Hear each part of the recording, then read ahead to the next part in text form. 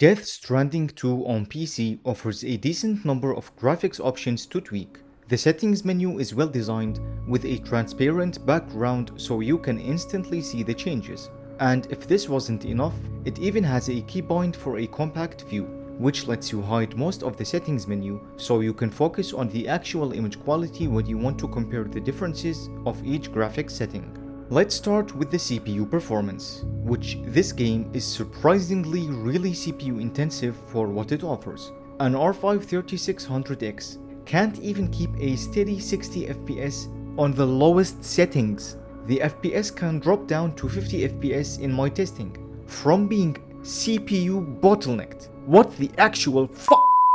This is really bizarre. At least the CPU is being utilized, or should I say hammered, as it keeps getting close to 100% utilization. Thankfully, there were no noticeable stuttering issues during my testing so far.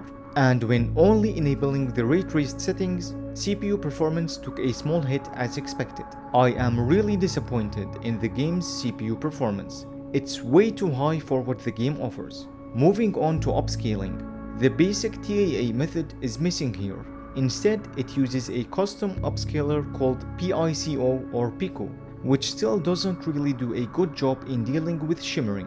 While using XESS handles aliasing better, it is much softer and doesn't retain a lot of detail. FSR 3.1.5 is a lot sharper and is mostly stable, while DLSS is the most stable and retains detail the best. Now let's see how well they handle moving scenes. XESS is a blurry mess. Avoid it at all costs. Pico and FSR 3.1.5 have very similar image quality, while DLSS is more stable in motion. If your GPU doesn't support DLSS, try Pico or FSR and see which one you like the best. The texture quality setting is straightforward. Each option gradually increases texture quality and VRAM usage noticeably. Go as high as your VRAM allows.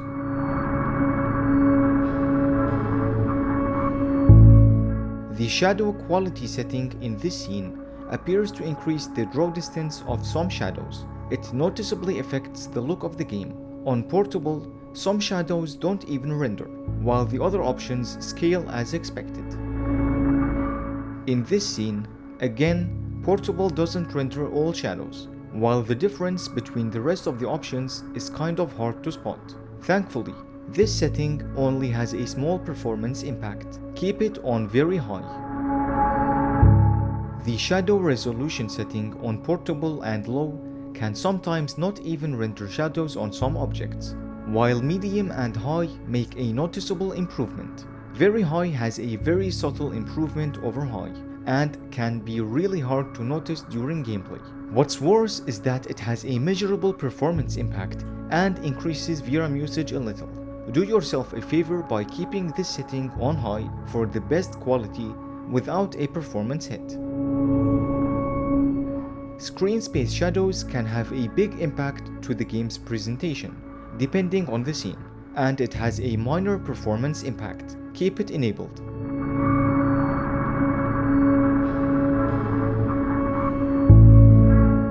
Apart from turning on ambient occlusion, increasing this setting has a minor impact to image quality, and while using ray-traced ambient occlusion barely drops FPS, it doesn't really look any better or even any different, as it's really hard to notice the difference. Furthermore, it can greatly increase VRAM usage if no other ray-traced option is enabled.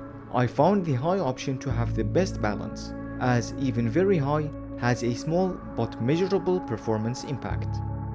In this scene, the reflection setting on low has very distracting shimmering. High has some shimmering, but it's kind of hard to notice. Very high looks to have no shimmering and looks very clear, while ray traced high and very high look somehow worse in my opinion.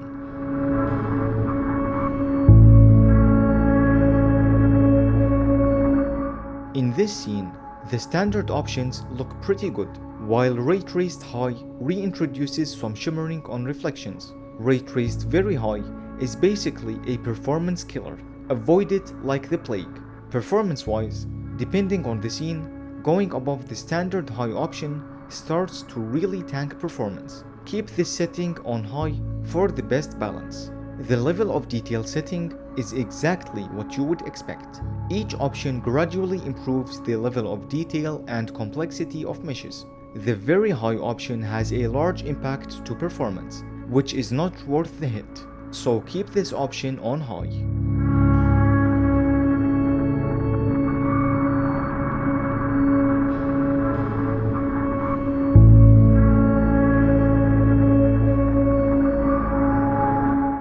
The terrain quality setting has a noticeable impact to the entire landscape of the game.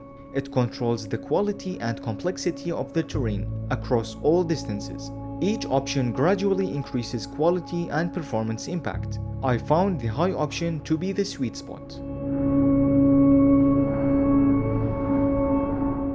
The cloud quality on low and medium suffer from noticeable breakup, making them look unstable and distracting. High fixes this issue, while very high doesn't seem to have any noticeable improvements over high. What's worse is that very high tanks performance for some reason, so you are just wasting FPS for keeping this option on very high.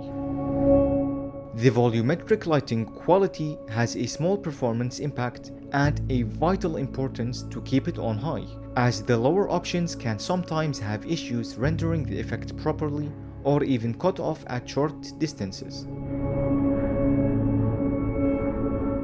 For the translucency quality setting, I tested many scenes and I still wasn't able to find one where there was a noticeable difference in terms of image quality. Only performance was affected when using high-res.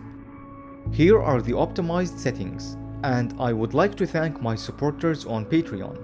I would have named them, but sadly, I don't have any supporters right now, maybe next time.